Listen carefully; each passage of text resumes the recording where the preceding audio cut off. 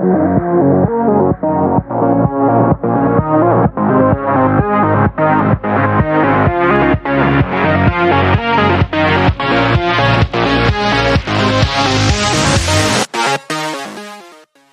Hi guys, my name is Shivam and welcome back to our digital tech channel. तो guys आज की इस video में हम बहुत ही इंपॉर्टेंट टॉपिक पर बात करने वाले हैं। आज की इस वीडियो में हम new education policy for India को लेकर बात करने वाले हैं। अभी हाल ही में इंडिया ने नए एजुकेशन पॉलिसी को लेकर बात की है, जो कि आगे आने वाले 1 या 2 साल में लागू कर दी जाएगी। और ये जो एजुकेशन पॉलिसी है, इसका जो नाम दिया गया है हायर एजुकेशन बिल 2020, जो कि कैबिनेट के द्वारा अप्रूव कर दी गई है। अभी पार्लियामेंट से अप्रूव नहीं मिला है। आप जैसे कि सब जानते हैं कि जो बिल होता है उसको पार्लियामेंट में पहले अप्रूव मिलता है, तब वो एक्ट बनकर हम सबके सामने आती है। और पार्लियामेंट से अप्रूवल मिल भी जाएगा, क्योंकि जो मेजॉरिटी है वो गवर्नमेंट की है, इसलिए पास होने में कोई भी दिक्कत वाली बात नहीं आने वाली है। तो गाइस ये जो वीडियो है ये काफ़ी इंपॉर्टेंट वीडियो है। अगर आप एक पेरेंट्स हैं, अगर आप एक स्टूडेंट हैं, अगर आप इंडिया के रहने वाले हैं, तो ये वीडियो हर एक उस इंडियन के लिए होने वाली है जो कि इंडिया में ही रहता है। और इंडिया की एजुकेशन पॉलिसी में बदलाव किया जा रहा है, काफ़ी बड़ा चेंज है, कोई छोटा मोटा चेंज नहीं है। तो हर किसी पर्सन को ये एजुकेशन पॉलिसी के बारे में पता होना चाहिए कि क्या क्या चेंजेस आने वाले हैं। तो गाइस कुछ लोगों के माइंड में ये क्वेश्चन घूम रहा होगा, जो मेरे सब्सक्राइबर्स हैं, जो मेरे व्यूअर्स हैं, कि आखिर मेरा एक टेक चैनल है तो मैं एजुकेशन पॉलिसी को लेकर वीडियो क्यों डाल रहा हूँ।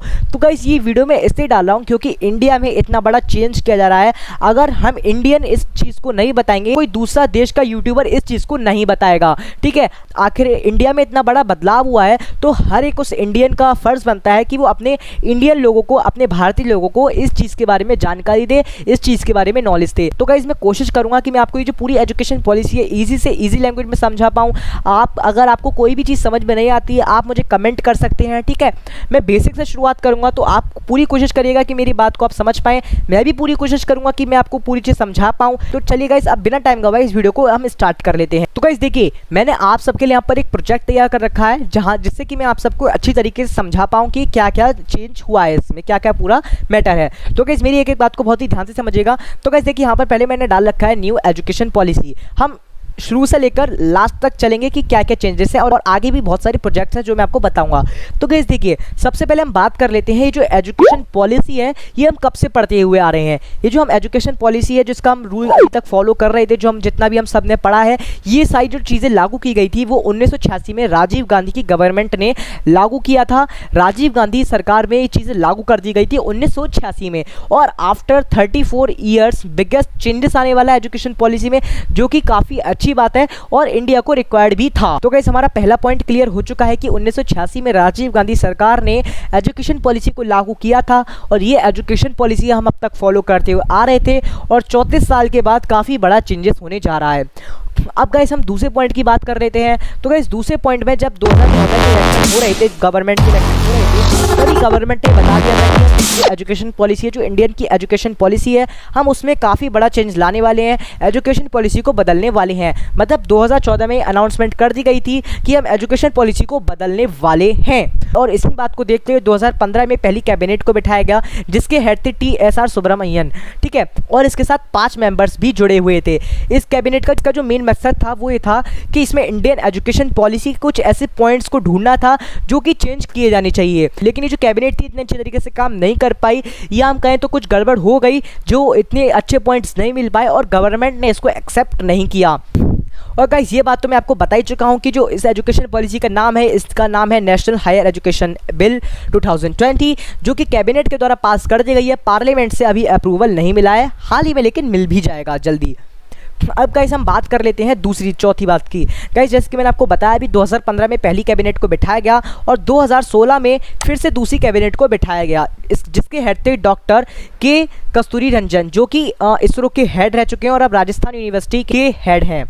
अब गाइस इसमें क्या हुआ कि इन्होंने कुछ ऐसे पॉइंट्स को प्रेजेंट किया, इंडियन एजुकेशन पॉलिसी को लेकर कुछ ऐसे पॉइंट्स को प्रेजेंट किया 31 मई 2019 में, जो कि गवर्नमेंट को काफ़ी अच्छे भी लगे और इंडियन एजुकेशन पॉलिसी को बदलने के लिए वो रिक्वायर्ड भी थे। और गवर्नमेंट ने इस पॉइंट्स को देखते हुए 29 जुलाई में इसको एक्सेप्ट कर लिया, और कैबिनेट ने भी इसको 29 जुलाई 2020 में एक्सेप्ट कर लिया।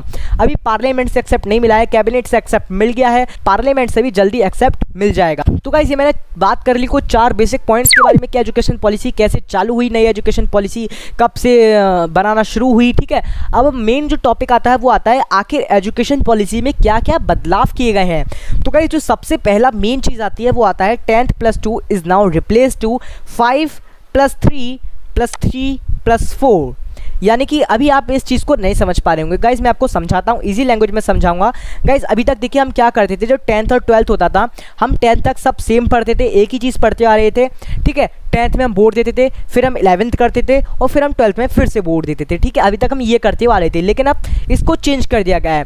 अब ये 5 + 3 + 3 + 4 आखिर है क्या, हम इस चीज़ को लेकर बात कर लेते हैं। तो गाइस देखिए जो 5 + 3 + 3 + 4 है ये काफ़ी इंपॉर्टेंट टॉपिक है। तो गाइस देखिए यहाँ पर मैंने डाल रखा है, यहाँ पर मैंने डाल रखा है कि 5 क्या है, 3 क्या है, 3 क्या है और 4 क्या है। तो सबसे पहले हम बात कर लेते हैं 5 पॉइंट को लेकर, यानी कि जो फर्स्ट 5 आ रहा है ये क्या है। तो गाइस देखिए जो बच्चा होता है, जो बच्चे के शुरुआती 5 साल होते हैं वो काफ़ी इंपॉर्टेंट होते हैं बच्चे के। ठीक है, उसमें क्या होता है, अभी तक जो एजुकेशन पॉलिसी चलती वो आ रही थी, उसमें बच्चे को नर्सरी से लेकर 2nd तक इतना पढ़ाया जाता था, इतनी बुक्स ला दी जाती थी, उस पर थ्योरी इतनी डाल दी जाती थी कि बच्चे को भी काफ़ी पढ़ाई से बोझ लगता था, वो भी पढ़ाई से भागता था, मतलब उसका पढ़ाई से इंटरेस्ट खत्म हो जाता था। वो दूसरी बात है कि जो बच्चे अलग इंटरेस्ट रखते हैं पढ़ाई में, लेकिन ज़्यादातर बच्चों का इंटरेस्ट खत्म होता जा रहा था क्योंकि वो थ्योरी की पढ़ाई पढ़ रहे थे, उनको कुछ प्रैक्टिकल लाइफ से जुड़ा ही नहीं जा रहा था, इसलिए उनका जो माइंड था वो एजुकेशन से हटता जा रहा था। इसी बात को लेकर काफ़ी बड़ा चेंजेस किया गया है, यानी कि अब जो बच्चे के शुरुआती 5 साल होंगे PNC, NC, KG 1 और 2 को फाउंडेशन स्टेज कहा गया है। अभी तक क्या होता था, बच्चे सारी बुक से पढ़ते थे, सारी बुक को उन पर लाद दी जाती थी, लेकिन अब बच्चा खेलते खेलते पढ़ेगा। अब बच्चे को प्रैक्टिकल लाइफ से जोड़ा जाए कि ये चीज़ ऐसे होती है, ये चीज़ ऐसे होती है, मतलब बच्चा खेलते खेलते हर एक चीज़ को समझेगा, हर एक चीज़ को जानेगा कि अच्छा ये चीज़ ऐसे होती है, ज़्यादा बुक्स लादी नहीं जाएंगी उस पर। और इस एजुकेशन पॉलिसी का जो मेन मकसद है वो है थ्योरी को हटाकर बच्चे को प्रैक्टिकल लाइफ से जोड़ना, उसके स्किल्स को डेवलपमेंट करना, उसके माइंड को एकदम खोल देना, एकदम सही से ओपन कर देना, जिससे कि वो हर एक डिसीजन अच्छी तरीके से ले पाए। गाइस मैंने आपको बता दिया कि 5 में क्या क्या चेंजेस हुए हैं, यानी कि जो फर्स्ट 5 आता है उसमें क्या क्या चेंजेस हुए हैं। अब बात आती है 3 में। अब जो 3 है उसमें कौन कौन सी क्लास आ जाती है, हमारी क्लास 3, क्लास 4 एंड क्लास 5। अब इसमें क्या है, इसमें बच्चे को बेसिक ऑफ मैथ्स, साइंस, ह्यूमैनिटिक्स, यानी कि जो एनालिटिक्स सब्जेक्ट होते हैं, जो एनालिटिक्स सब्जेक्ट हैं, जो बेसिक सब्जेक्ट हैं, बच्चे को वो 3, 4, 5 में पढ़ाए जाएंगे। थ्योरी हटा दी गई है, थ्योरी बहुत कम से कम लिखी गई है, क्योंकि क्या होता है ना कि बच्चे को थ्योरी याद नहीं रहती। अभी मान लीजिए अगर आप एक बच्चे थे पहले बचपन में, तो अगर अभी आपसे कोई हिस्ट्री का क्वेश्चन पूछा जाए, या अगर मैं अभी आपसे अलजेब्रा का क्वेश्चन पूछूं तो आप सॉल्व कर दोगे क्या? या अगर आप हिस्ट्री का मैं आपसे कोई क्वेश्चन पूछूं, या अगर मैं इंग्लिश का कोई क्वेश्चन पूछूं, तो आप उस समय में कॉलेज में कितने अच्छे नंबर लाए होंगे। लेकिन अब वो चीज़ आपको याद नहीं होगी, क्योंकि वो आपने उस समय रट के पढ़ा था, एकदम थ्योरी रट के पढ़ी थी आपने। ठीक है, तो आपको वो चीज़ याद नहीं होगी। तो इस चीज़ को हटाया गया है एजुकेशन पॉलिसी से, थ्योरी को बिल्कुल कम कर दिया गया है, बच्चे के माइंड को ज़्यादा ध्यान दिया गया है कि हम उसके माइंड को कैसे खोल सकते हैं, कैसे डेवलपमेंट कर सकते हैं। तो 3, 4, 5 में बच्चे को मैथ्स पढ़ाई जाएगी, साइंस पढ़ाई जाएगी, ह्यूमैनिटिक्स पढ़ाई जाएगी और कुछ बेसिक सब्जेक्ट्स पढ़ाए जाएंगे जो कि इंपॉर्टेंट हैं। अब हमने 5, 3 की बात कर ली, अब हम बात करते हैं 3 को लेकर। अब जो 3 है उसमें 6, 7, 8 क्लास, यानी कि जो 3 क्लास आ जाती हैं। अब इसमें क्या होता है, बच्चे के स्किल डेवलपमेंट किए जाएंगे।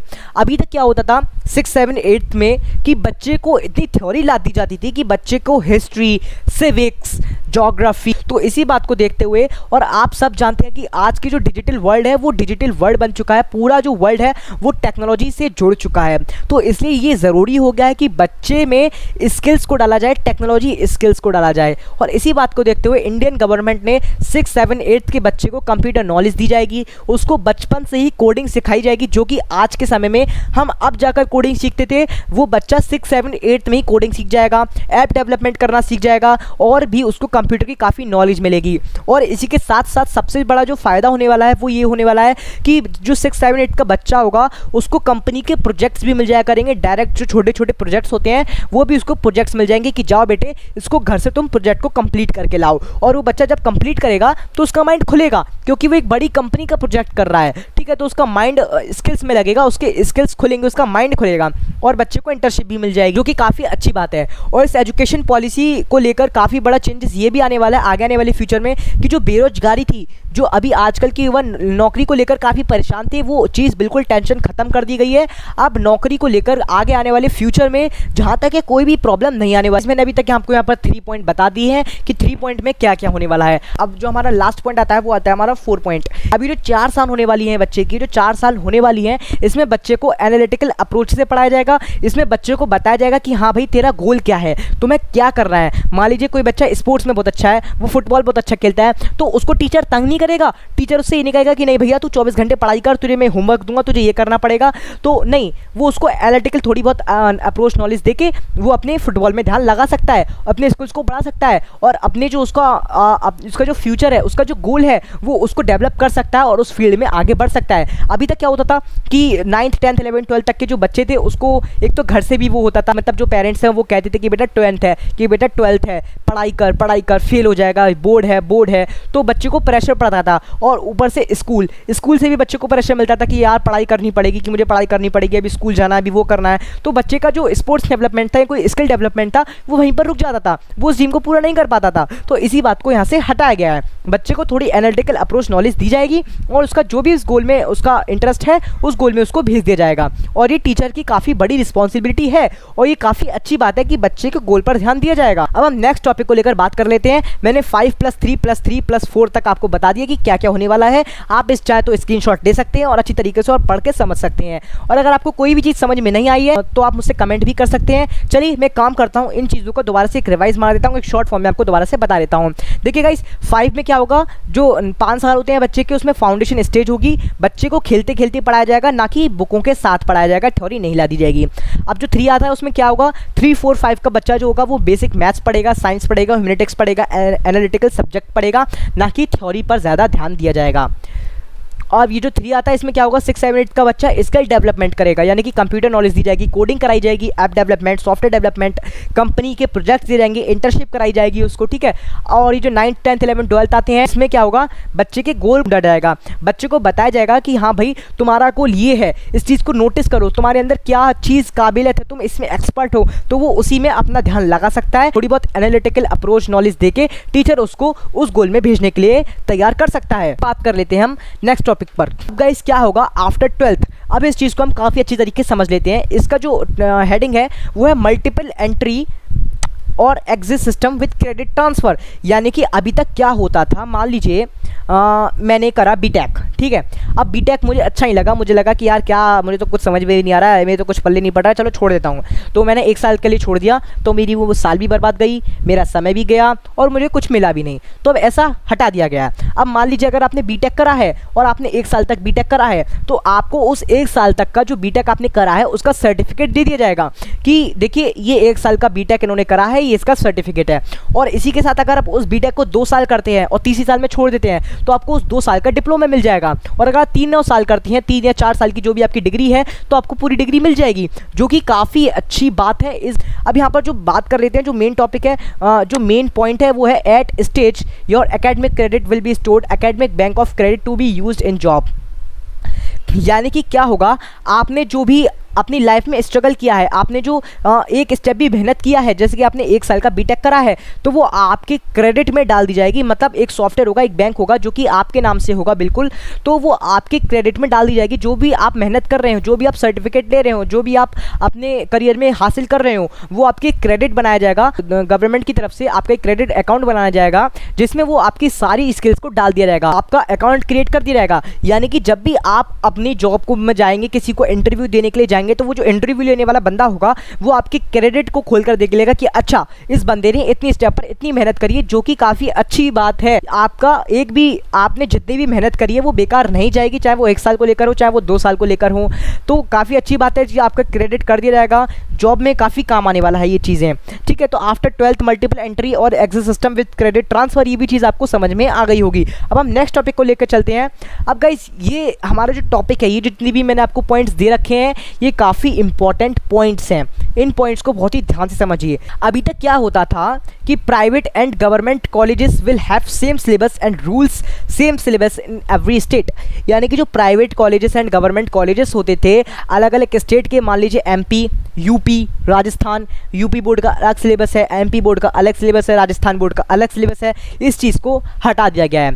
पूरे इंडिया में जो बच्चा है वो एक ही सिलेबस पढ़ेगा। यानी कि अगर मैं 9th क्लास में हूँ, अगर मैं 10th क्लास में हूँ, मान लीजिए मैं 10th क्लास में हूँ, तो जो मैंने 10th क्लास में पढ़ा है वही आप पढ़ोगे, चाहे आप किसी भी स्टेट के हो, चाहे आप अगर आप इंडिया में रहते हो, आप किसी की भी स्टेट के हो, जो मैंने पढ़ा है वही आप पढ़ने वाले हो। ये बहुत अच्छी चीज़ की गई है। बच्चा अपने आप को ये नहीं समझेगा कि भाई मैं सुपीरियर हूँ, नहीं मैं फेलियर हूँ, मैं ये हूँ, मैं वो हूँ। प्राइवेट एंड गवर्नमेंट कॉलेज में ये चीज़ अच्छी कर दी गई है, ठीक है।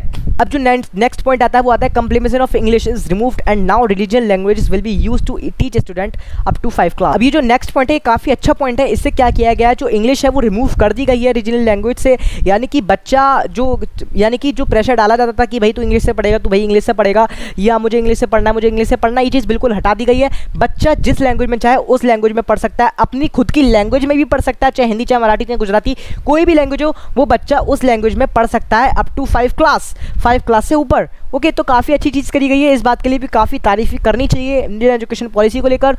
अब जो नेक्स्ट चीज़ आती है, जो नेक्स्ट पॉइंट आता है वो है class 6-9 semester system exams overall division of students. यानी कि अभी तक क्या होता था 6 से 9th क्लास तक के में हमारे 3-4 बार पेपर हो जाते थे कि first term, second term, third term, fourth term, ऐसे पेपर्स होते थे हमारे। लेकिन अब इस चीज़ को हटा दिया गया है, अब सेमेस्टर वाइज पेपर हुआ करेगा, ठीक है। यानी कि फर्स्ट सेमेस्टर, सेकंड सेमेस्टर, और पेपर कराने की इतनी ज़्यादा ज़रूरत भी नहीं है क्योंकि 1-2 पेपर से ही काम चल जाएगा। लेकिन अभी तक क्या होता था 3-4 पेपर बच्चे के ले लिए जाते थे, जो कि इस चीज़ को बिल्कुल हटा दिया गया है यहाँ से। और बिल्कुल मैं आपको बार बार इस चीज़ को याद दिला रहा हूँ कि जो थ्योरी है वो बिल्कुल हटाने जाने की कोशिश की जा रही है, क्योंकि थ्योरी बच्चे को थोड़ी बहुत दी जाएगी, अति थ्योरी अच्छी नहीं रहती किसी भी बच्चे के लिए। अभी जो नेक्स्ट है वो है aptitude test provision and marks of those will be also be added. यानी कि मान लीजिए अगर मैं 10th क्लास में हूँ या मैं 9th क्लास में हूँ, मान लीजिए मैं 9th क्लास में हूँ, मेरे मार्क्स कम आए हैं 9th क्लास में, मान लीजिए मेरे मैथ्स में कम आ गए, मेरे साइंस में कम आ गए, या मेरे इस सब्जेक्ट में कम आ गए, तो वो बच्चा फेलियर नहीं कहलाएगा। वो बच्चा अपने एप्टीट्यूड के टेस्ट की, उसके माइंड के टेस्ट पर वो अपना टेस्ट दे सकता है, अपने एप्टीट्यूड टेस्ट दे सकता है, जिससे कि वो अपने आप को प्रूव कर सकता है कि भाई अगर मेरे में पढ़ाई की काबिलियत नहीं है तो मेरे पास ये स्किल्स हैं, मैं स्किल्स से आगे डेवलप कर सकता हूँ। तो वो जो एप्टीट्यूड वाले मार्क्स होंगे वो ऑटोमेटिकली रिजल्ट वाले मार्क्स में जुड़ जाएंगे और वो रिजल्ट वाले मार्क्स ऑटोमेटिकली अप हो जाएंगे, यानी कि ऊपर उड़ जाएंगे, जिससे कि आपको कोई दिक्कत नहीं होगी। यानी कि जो एप्टीट्यूड वाला सिस्टम किया गया है काफ़ी अच्छा सिस्टम किया गया है। बच्चे अपने स्किल्स को दिखा सकता है कि हाँ भाई मेरे में ये स्किल्स है, मुझे भी किसी से कम नहीं समझना। अब ये जो नेक्स्ट पॉइंट आता है ये आता है ethics education will be providing from starting to students. काफ़ी अच्छी चीज़ की गई है एथिक्स को लेकर। अभी तक बच्चा क्या करता था, अभी तक हम क्या करते थे कि मोरल साइंस पढ़ते थे, मोरल साइंस को हम एक कहानी के तौर पर याद कर रहे थे, और मोरल साइंस को हम ज़रा कभी सीरियस लिया भी नहीं है। मैंने भी नहीं लिया, आपने भी नहीं लिया होगा। कुछ बच्चे हैं जो भैया ले सकते हैं मोरल साइंस को सीरियस, लेकिन मैंने तो नहीं लिया, ठीक है। तो इस चीज़ को हटाया गया है, मोरल साइंस को इसमें एथिक्स लाया गया, यानी कि बच्चे को शुरुआत से ही, जब बच्चा पढ़ने जाएगा नर्सरी से ही, तो उसको एथिक्स सिखाया जाएगा, आचार विचार सिखाए जाएंगे शुरू से लेकर लास्ट तक, जब तक वो पढ़ेगा, क्योंकि एथिक्स बहुत ही इंपॉर्टेंट होता है हमारी लाइफ में किसी भी डिसीजन को लेने के लिए। नेक्स्ट पॉइंट आता है online distancing learning and online education will be promoted. यानी कि जो अभी तक ऑनलाइन एजुकेशन थी, जो अभी तक हमारी ठप्प पड़ी हुई है, अब आप जानते हैं जो कोविड-19 चल रहा है, ऐसे में जो कुछ टीचर्स हैं उनको ऑनलाइन पढ़ाना भी नहीं आ रहा है कि ऑनलाइन हम कैसे पढ़ाएं, बच्चे पढ़ना भी नहीं चाहते हैं, इतनी बेकार पढ़ाई होती है। तो वो जो टीचर्स हैं उनको अपग्रेड करा जाएगा, ऑनलाइन डिस्टेंसिंग, ऑनलाइन लर्निंग को काफ़ी प्रमोट करा जाएगा, टीचरों को सिखाया जाएगा कि हम ऑनलाइन कैसे अच्छी तरीके से पढ़ा सकते हैं। नेक्स्ट पॉइंट जो आता है वो आता है common entrance exams for universities. यानी कि हर एक यूनिवर्सिटी अब एक इंस्टीट्यूट से जुड़ जाएगी, पूरी एक इंस्टीट्यूट बनाई जाएगी एक इंडिया के लिए, वो सारी यूनिवर्सिटीज़ उस चीज़ के अंडर में आ जाएंगी। और जब भी कोई बच्चा किसी भी यूनिवर्सिटी के लिए अपना एंट्रेंस एग्ज़ाम देगा तो वो कॉमन एंट्रेंस एग्ज़ाम होगा। मान लीजिए मैं AMU यानी कि अलीगढ़ मुस्लिम यूनिवर्सिटी से बीकॉम का एंट्रेंस लेना चाहता हूँ, और एक लड़का दिल्ली यूनिवर्सिटी से बीकॉम का एंट्रेंस एग्जाम लेना चाहता है, तो अभी तक क्या होता था कि AMU का पेपर अलग आएगा एंट्रेंस एग्जाम का, DU का अलग आएगा, यानी कि दिल्ली यूनिवर्सिटी का पेपर अलग आएगा। इस चीज़ को हटा दिया गया। अब क्या होगा, चाहे मैं AMU यूनिवर्सिटी में एडमिशन लूँ, चाहे मैं DU एडमिशन लूँ, मैं किस में एडमिशन ले रहा हूँ, मैं बीकॉम में एडमिशन ले रहा हूँ, तो वो जो पेपर होगा वो सेम पेपर होगा, या सेम पेपर होगा। तो पूरे इंडिया में एक कॉम्पिटिशन बना रहेगा और काफ़ी अच्छी मेहनत बच्चे करेंगे। इस चीज़ को लेकर, काफ़ी अच्छी चीज़ है कॉमन एंट्रेंस एग्जाम को लेकर। तो गाइस यही थे कुछ points Indian education policy system को लेकर, इसमें चेंजेस किए गए हैं और आगे जब भी अपडेट्स किए जाएंगे तो मैं आपको तुरंत की तुरंत नॉलेज दे दूंगा, तुरंत की तुरंत वीडियो बना दूंगा। और अगर ये वीडियो आपको पसंद आया तो प्लीज़ इस वीडियो को लाइक कर दीजिएगा और इस वीडियो को शेयर भी कर दीजिएगा, क्योंकि हम सब इंडियन है और इंडियन अगर शेयर नहीं करेगा तो भाई कोई दूसरा तो शेयर करने वाला है नहीं। तो प्लीज़ इस वीडियो को शेयर कर दीजिएगा, कमेंट में पूछ लीजिएगा क्या दिक्कत आ रही है, क्या चीज़ समझ में नहीं आई है, मैं उस चीज़ के लेकर एक वीडियो बना दूंगा। चलिए गाइस मिलते हैं हम नेक्स्ट वीडियो में। उम्मीद करते हैं एजुकेशन पॉलिसी काफ़ी अच्छी जाएगी। और हाँ गाइस, वीडियो खत्म करने से पहले एक इंपॉर्टेंट बात, इस एजुकेशन पॉलिसी को जब ये लागू कर दी जाएगी तो आफ्टर फ्यूचर जो बेरोजगारी है, मैं पहले ही बता चुका हूँ, वो बिल्कुल ख़त्म हो जाएगी। मतलब ना के बराबर तो रहेगी, लेकिन बच्चा जब मेहनत करेगा तो वो बेरोजगारी जो आज के समय में है वो उतनी नहीं रहेगी फ्यूचर में, ठीक है। तो ये चीज़ काफ़ी अच्छी होने जा रही है, बेरोजगारी खत्म हो जाएगी, क्योंकि इंडिया के लिए काफ़ी अच्छी बात है। तो चलिए गाइस अब मिलते हैं आपको नेक्स्ट वीडियो में, तब तक के लिए जय हिंद जय भारत।